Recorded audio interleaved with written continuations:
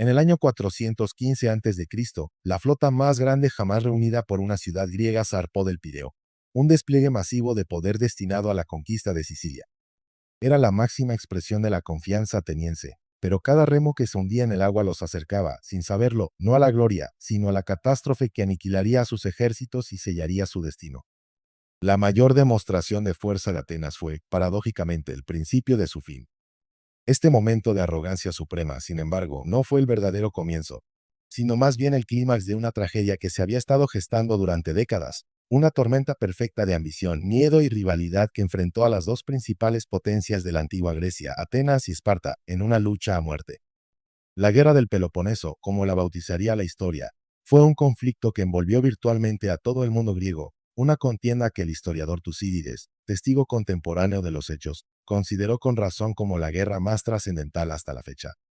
Para comprender cómo Atenas llegó a apostar su destino en una sola expedición desastrosa, es necesario retroceder en el tiempo, a una era de paz incómoda, una tregua firmada pero nunca verdaderamente aceptada. Atenas y Esparta, cada una a la cabeza de poderosas alianzas que aglutinaban a casi todas las polis griegas, ya se habían enfrentado antes del estallido de la Gran Guerra.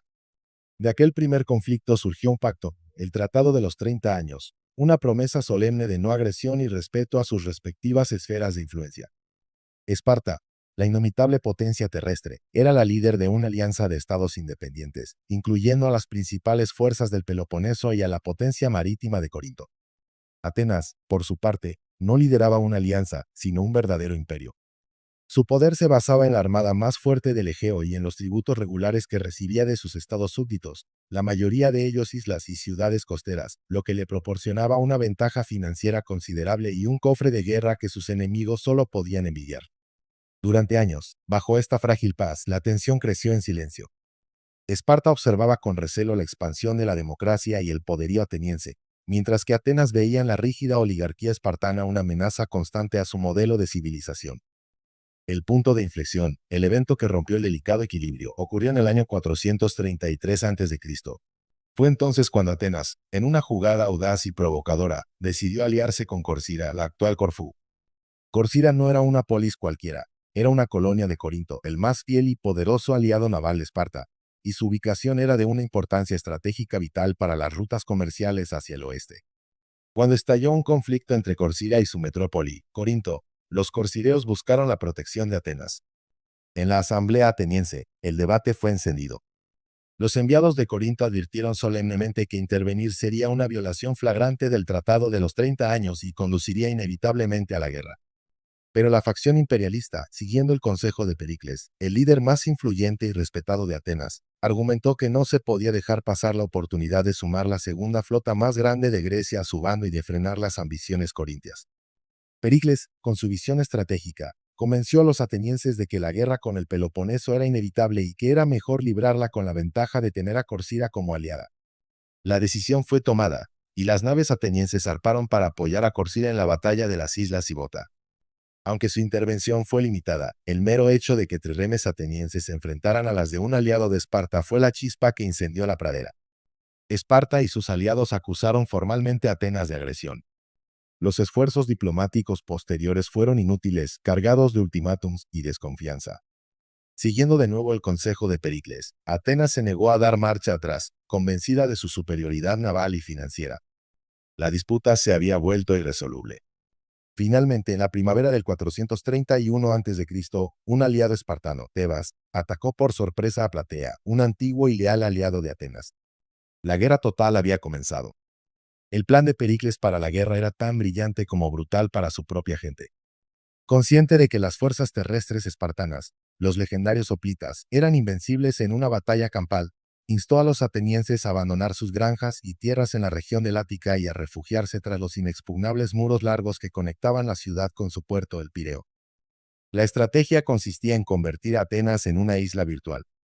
Mientras el ejército espartano, liderado por su rey Arquidamo I, invadía y devastaba los campos de cultivo a escasos kilómetros de la ciudad, la población ateniense debía mantenerse a salvo tras las murallas, resistiendo el asedio y utilizando su completa superioridad naval para hostigar las costas del Peloponeso, atacar el comercio enemigo y asegurar el suministro de grano desde el Mar Negro.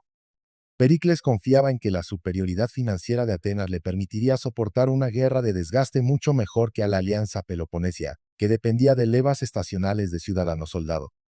Durante el primer año, el plan pareció funcionar. Los atenienses observaban impotentes desde las almenas como el humo de sus granjas y olivares incendiados se elevaba hacia el cielo, pero su disciplina y confianza en Pericles se mantuvieron firmes. Sin embargo, al año siguiente, una calamidad imprevista y mucho más terrible que cualquier ejército espartano se abatió sobre la ciudad. El hacinamiento de cientos de miles de personas dentro de las murallas, en condiciones sanitarias precarias, creó el caldo de cultivo perfecto para una enfermedad devastadora. Una terrible plaga, cuyos síntomas el historiador Tucídides describió con espeluznante detalle por haberla sufrido él mismo y sobrevivido, se extendió como un reguero de pólvora por toda la asediada ciudad. La fiebre alta, la sed insaciable, las pústulas y la muerte agónica se convirtieron en la rutina diaria. La plaga no distinguía entre ricos y pobres, jóvenes y viejos, y acabó con una parte sustancial del ejército ateniense, así como con miles de civiles. El impacto en la moral fue catastrófico. Como relató Tucídides, las leyes humanas y divinas perdieron todo su valor. La gente, convencida de que su fin era inminente, se entregó a los placeres más inmediatos, y el respeto por los ritos funerarios desapareció, con cadáveres apilándose en las calles o siendo arrojados a piras comunes. En medio de este horror, en el 429 a.C., la plaga se cobró a su víctima más ilustre, el propio Pericles. Atenas no solo perdió a una fracción enorme de su población y su ejército, sino también al arquitecto de su estrategia y a su líder más carismático y prudente, dejando un vacío de poder que pronto sería ocupado por hombres menos capaces y más impulsivos, los demagogos. Mientras Atenas se desangraba por la plaga, la guerra continuaba con diversa fortuna. Los espartanos, aunque inmunes a la enfermedad en sus campamentos, no lograron tomar la ciudad y sus intentos de atacar las bases navales atenienses en el oeste de Grecia fueron rechazados. La flota ateniense, a pesar de las bajas, seguía siendo dueña del mar, logrando importantes victorias y manteniendo el bloqueo naval sobre sus enemigos. Un episodio significativo de estos años ocurrió en el 428 a.C., cuando la importante isla de Lesbos, un estado tributario de Atenas, decidió rebelarse, alentada por Esparta. Pero la ayuda espartana fue lenta e ineficaz. La revuelta fue aplastada por los atenienses, que sitiaron y tomaron la capital de la isla, Mitilene. Lo que siguió fue un sombrío ejemplo del cambio en el carácter ateniense tras la muerte de Pericles. Impulsados por el demagogo Cleón, un político agresivo y populista, la asamblea ateniense, en un arrebato de ira, votó a favor de una medida de una crueldad extrema: exterminar a toda la población masculina adulta de Mitilene y esclavizar a las mujeres y los niños. Al día siguiente, sin embargo, la conciencia y la reflexión se abrieron paso. En un segundo debate, se revocó la terrible decisión, y aunque finalmente solo se ejecutó a los líderes de la revuelta, el episodio reveló la brutalidad y la inestabilidad emocional que se habían apoderado de la política ateniense. Por su parte, el único éxito espartano notable durante los años de la plaga fue la captura de la estratégica ciudad de Platea en el 427 a.C., tras un largo y penoso asedio. En los años siguientes, con la plaga remitiendo, los atenienses, ahora bajo la influencia de líderes como Cleón, tomaron la ofensiva con renovado vigor. Llevaron la guerra al oeste de Grecia y se atrevieron incluso a realizar incursiones en el propio Peloponeso, el corazón del poder espartano. El punto culminante de esta fase ofensiva llegó en el 425 a.C., en la bahía de Pilos. Una pequeña fuerza ateniense fortificó el promontorio, atrayendo a una fuerza espartana que intentó desalojarlos. En la batalla subsiguiente, la flota ateniense logró una victoria aplastante, aislando a un contingente de 420 hoplitas espartanos, incluyendo a muchos miembros de las familias más importantes de Esparta, en la pequeña isla de Esfacteria. Tras un asedio, y para asombro de todo el mundo griego, los hoplitas espartanos, que tenían por ley luchar hasta la muerte, se rindieron. La captura de estos prisioneros fue un golpe propagandístico y militar de primer orden para Atenas y sumió a Esparta en la desolación. Por primera vez, el panorama era tan desolador para los lacedemonios que comenzaron a hablar seriamente de pedir la paz. Pero el espíritu de lucha espartano no estaba muerto. Fue encarnado por un nuevo y brillante comandante, Brásidas, un héroe de la batalla de Delio, que propuso una audaz contraestrategia. En lugar de seguir intentando derrotar a Atenas en su propio terreno, Brásidas argumentó que debían atacar a Atenas donde más le dolía, en su imperio. En el 424 a.C., al frente de una pequeña fuerza de ilotas liberados y mercenarios, Brásidas marchó hacia el norte, a la región de Calcídica, una zona rica en minas de plata y madera para barcos y vital para Atenas. Con una mezcla de audacia militar y habilidad diplomática, Brásidas obtuvo éxitos espectaculares, alentando a numerosas ciudades subordinadas a Atenas, como Anfípolis, a rebelarse. Su campaña fue un revés tremendo para los atenienses, que veían cómo los cimientos de su imperio comenzaban a resquebrajarse. La amenaza era tan grave que el propio Cleón, el líder de la facción belicista en Atenas, se puso al frente de un ejército para enfrentarse a Brásidas y restaurar el control ateniense en la región. El enfrentamiento decisivo tuvo lugar en el 422 a.C., a las afueras de la ciudad de Anfípolis. En una batalla confusa y reñida, las fuerzas espartanas lograron la victoria, pero a un coste altísimo. Tanto el carismático comandante espartano Brásidas como el agresivo líder ateniense Cleón murieron en el combate. La muerte simultánea de los dos principales halcones de la guerra, los hombres que más se habían opuesto a cualquier tipo de acuerdo, cambió radicalmente el panorama político en ambas ciudades. En Atenas, la muerte de Cleón despejó el camino para su rival político, Nicias, un general rico y respetado que lideraba la facción aristocrática y pacifista. Nicias, que siempre había considerado la guerra como un desastre para Atenas, vio la oportunidad de poner fin al derramamiento de sangre. Persuadió a los exhaustos y conmocionados atenienses de que aceptaran la oferta de paz que los espartanos, igualmente cansados de la guerra y ansiosos por recuperar a los prisioneros de Esfacteria, estaban dispuestos a ofrecer. Así, en el 421 a.C., se firmó la llamada Paz de Nicias. El tratado estipulaba el retorno al status quo anterior a la guerra, con la devolución de territorios y prisioneros.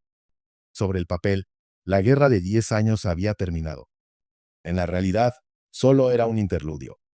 La paz de Nicias fue una tregua precaria desde su concepción. Aunque Atenas y Esparta habían firmado el acuerdo, muchos de sus aliados más importantes se sintieron traicionados y se negaron a aceptarlo. Corinto, Tebas y otros aliados de Esparta se resintieron de que no se hubieran satisfecho sus propias reclamaciones contra Atenas. Esto creó un periodo de 6 años de intensa inestabilidad, una especie de guerra fría en la que las maniobras diplomáticas dieron paso gradualmente a operaciones militares a pequeña escala. Cada ciudad intentaba socavar la posición de la otra, forjando nuevas alianzas y tratando de ganarse a los estados más pequeños para su bando. Fue una paz solo de nombre, un tiempo de intrigas y conflictos indirectos que mantenía al mundo griego en un estado de tensión permanente, esperando la inevitable reanudación de las hostilidades a gran escala. Y la ocasión para esa reanudación no tardaría en llegar, impulsada por la ambición sin límites que aún ardía en el corazón de Atenas. Fue durante este frágil periodo de paz cuando una nueva figura carismática y controvertida ascendió en la política ateniense: Alcibíades. Joven rico, de noble cuna, y discípulo de Sócrates, Alcibíades era tan brillante y encantador como ambicioso y carente de escrúpulos. Encarnaba tanto lo mejor como lo peor del espíritu ateniense. Despreciaba la paz negociada por su rival Nicias y anhelaba la gloria militar que solo una gran empresa bélica podía conferirle. Su oportunidad llegó desde el oeste, desde la lejana y rica isla de Sicilia. En el 416 a.C., la ciudad de Segesta, un aliado ateniense en Sicilia, solicitó ayuda a Atenas en su conflicto local contra la ciudad de Selinunte, que contaba con el apoyo de la potencia dominante de la isla, Siracusa, una ciudad de origen corintio y, por tanto, aliada natural de Esparta. Alcibíades vio en esta petición la excusa perfecta para lanzar la empresa militar con la que soñaba: una masiva expedición para conquistar Sicilia, someter a Siracusa y añadir los vastos recursos de la isla al imperio ateniense. Esto, argumentaba, no solo daría a Atenas una ventaja decisiva y definitiva sobre el Peloponeso, sino que también le reportaría una gloria y una riqueza incalculables. En la asamblea, Nicias se opuso a la expedición con toda su fuerza. Advirtió del enorme riesgo de abrir un segundo frente de guerra tan lejos de casa, de los costes astronómicos y de la dificultad de someter a una ciudad tan poderosa como Siracusa. Intentando disuadir a los atenienses, Nicias exageró deliberadamente la escala de fuerzas que serían necesarias, describiendo una flota y un ejército de un tamaño sin precedentes. Pero su estrategia fue contraproducente. Lejos de asustarse, la asamblea, seducida por la visión de conquista y gloria de Alcibíades, se entusiasmó aún más con la idea. Votaron a favor de la expedición y, en una cruel ironía del destino, nombraron a Nicias, el principal oponente del plan, como uno de los 3 comandantes en jefe, junto al propio Alcibíades y al experimentado general Lámaco. Y así, en el verano del 415 a.C., zarpó del Pireo la magnífica flota que se convertiría en el símbolo de la ibris ateniense. Cientos de trirremes, barcos de transporte, miles de hoplitas, arqueros y personal de apoyo partieron en medio de una ceremonia solemne, ante la mirada de toda la ciudad, convencidos de que navegaban hacia una victoria segura. Era el comienzo del segundo y último período de la guerra, los 11 años que sellarían la catástrofe. El desastre comenzó casi de inmediato. Poco después de llegar a Sicilia, Alcibíades fue llamado de vuelta a Atenas para ser juzgado por graves acusaciones de sacrilegio. Sus enemigos políticos lo habían acusado de profanar los misterios de Eleusis y de mutilar las estatuas sagradas de Hermes que había en la ciudad, un acto de impiedad que conmocionó a la supersticiosa población ateniense. Temiendo una condena a muerte, Alcibíades no regresó. En lugar de ello, desertó y se pasó al bando enemigo, buscando refugio en Esparta.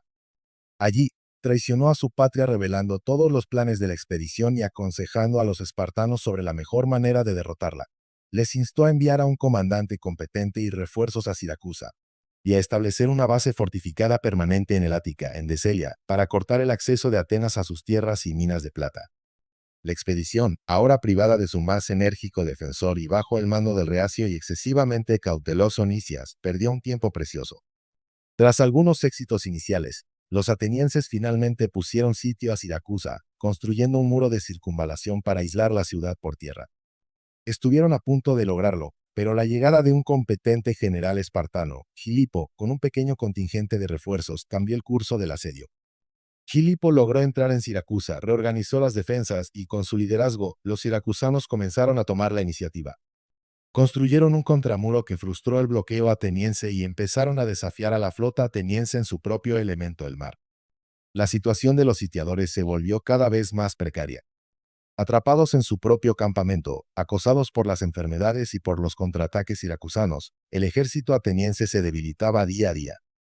Nicias, enfermo y desmoralizado, envió una carta desesperada a Atenas, describiendo la crítica situación y pidiendo o bien la retirada inmediata de la expedición o el envío de refuerzos masivos, equivalentes en tamaño a la fuerza original. En una última demostración de su tenacidad y de su incapacidad para aceptar la derrota, la asamblea ateniense optó por lo segundo. En el 413 a.C., una nueva y poderosa flota, al mando de los generales Demóstenes y Eurimedonte, llegó a Siracusa. Pero ni siquiera estos refuerzos pudieron cambiar el rumbo de los acontecimientos. Un audaz ataque nocturno contra los contramuros siracusanos, liderado por Demóstenes, terminó en una derrota confusa y sangrienta. La moral de las tropas atenienses se hundió por completo. Se hizo evidente que la única opción que quedaba era la retirada.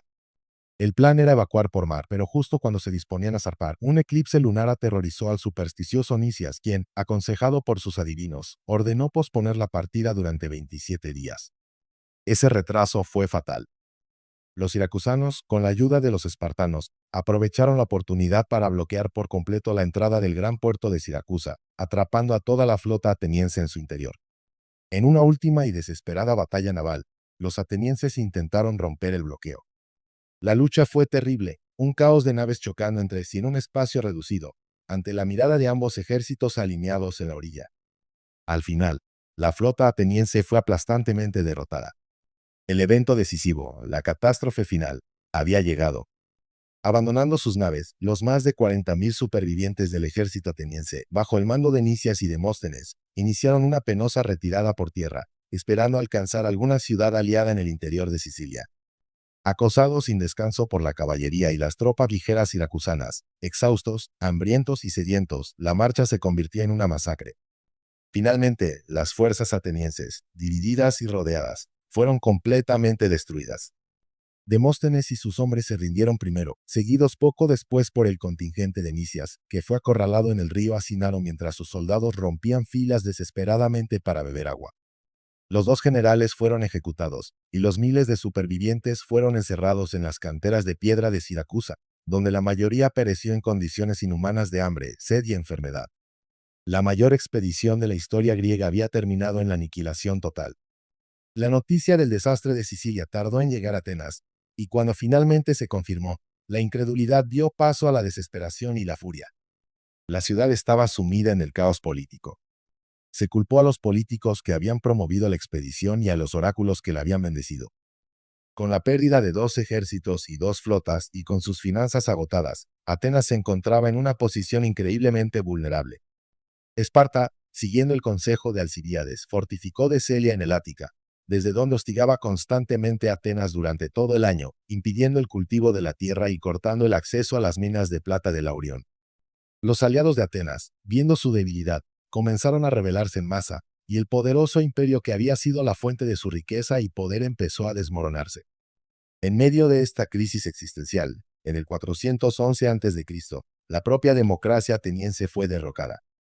Un grupo de oligarcas, en un golpe de Estado, estableció un nuevo gobierno conocido como el Consejo de los 400, argumentando que un régimen más restringido sería más eficiente para dirigir la guerra y podría obtener el apoyo de Persia. Sin embargo, este régimen fue efímero y pronto fue reemplazado por un gobierno más moderado, pero la inestabilidad política se había instalado en el corazón de la ciudad. A pesar de todo, Atenas demostró una resistencia asombrosa. Logró construir nuevas flotas y obtuvo algunas victorias navales inesperadas, manteniendo viva la guerra durante varios años más. Incluso Alcibíades, tras enemistarse también con los espartanos, volvió a cambiar de bando y fue aclamado de nuevo como general ateniense, liderando a sus compatriotas a varias victorias importantes. Parecía que Atenas podría, contra todo pronóstico, lograr un tablas o incluso revertir la situación. Pero el final definitivo llegó en el 405 a.C., en el Helesponto. La armada ateniense, desesperadamente necesitada de asegurar la ruta del grano, se enfrentó a la flota espartana, ahora comandada por el astuto y decidido Lisandro y financiada con oro persa. En la batalla marítima de Gospótamos, Lisandro aprovechó una negligencia táctica de los generales atenienses para lanzar un ataque por sorpresa mientras la mayoría de las tripulaciones estaban en tierra. La armada ateniense fue completamente destruida. Fue el golpe de gracia. Sin su flota para proteger sus convoyes de alimentos, el destino de Atenas estaba sellado. Al año siguiente, muerta de hambre por un bloqueo incesante por tierra y mar, la ciudad que había liderado a Grecia, la cuna de la democracia y la filosofía, finalmente capituló. Las condiciones de paz impuestas por Esparta fueron duras. Atenas tuvo que derribar sus muros largos, entregar casi toda su flota y renunciar a su imperio. Además, y como humillación final, Esparta abolió la democracia e impuso un gobierno oligárquico brutal, conocido como los 30 tiranos, que sumió a la ciudad en un reinado de terror. La guerra del Peloponeso había terminado, y con ella, el siglo de oro de Atenas se apagó para siempre. La caída de Atenas no trajo la paz y la estabilidad que algunos podrían haber esperado. El fin de la bipolaridad entre Atenas y Esparta simplemente abrió un nuevo capítulo de conflictos hegemónicos en Grecia. Esparta, la victoriosa, intentó imponer su dominio sobre el mundo griego, pero su liderazgo resultó ser mucho más opresivo y menos carismático que el ateniense. Las guarniciones espartanas y los gobiernos oligárquicos impuestos, como el de los 30 tiranos en Atenas, generaron un resentimiento generalizado. Los antiguos aliados de Esparta, como Corinto y Tebas, que habían luchado para liberarse del imperialismo ateniense, pronto se dieron cuenta de que simplemente habían cambiado un amo por otro, y uno mucho más severo. La hegemonía espartana duraría apenas unas décadas antes de ser desafiada y finalmente rota por Tebas en la batalla de Leuctra en el 371 a.C. El vacío de poder dejado por el colapso de las grandes potencias tradicionales sumió a Grecia en un periodo de guerras internas constantes, debilitando a todas las polis y dejándolas vulnerables a la amenaza que crecía en el norte, el reino de Macedonia bajo Filipo y su hijo, Alejandro Magno. Retrospectivamente, la guerra del Peloponeso fue una herida autoinfligida de la que la Grecia clásica nunca se recuperó por completo. Fue la culminación de un siglo de logros sin precedentes y de una rivalidad irreconciliable. La tragedia de Atenas, en particular, se convirtió en un arquetipo atemporal de cómo la ibris, la arrogancia nacida del éxito, puede conducir a la némesis, la ruina.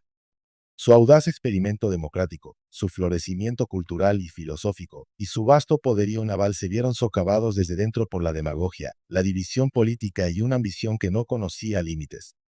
La expedición a Sicilia, esa flota magnífica que partió hacia la gloria y encontró la aniquilación, sigue siendo el monumento más elocuente a esa fatal arrogancia.